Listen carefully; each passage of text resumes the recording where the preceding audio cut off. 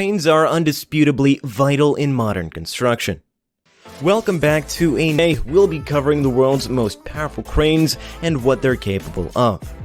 Make sure to stick around to see the biggest crane to ever exist, with a lifting capacity. It has a 37.2 meter tall telescoping tower that provides an unmatched radius of 60 meters and a maximum tip load of 1.7 tons. And Liebherr collaborated to develop a military crane that is being used in emergencies and rescue operations. Liebherr equipped it with a 6-cylinder diesel engine producing a maximum torque of 2,335 Newton-meters, allowing it to climb a 60-degree slope effortlessly.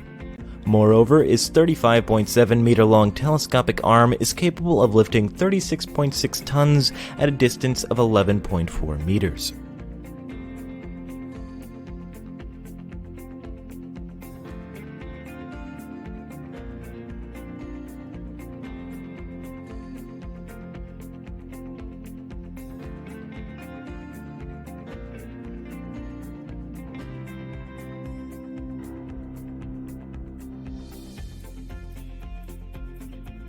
Refineries, oil and gas, mining, offshore platforms, and heavy components of power plants.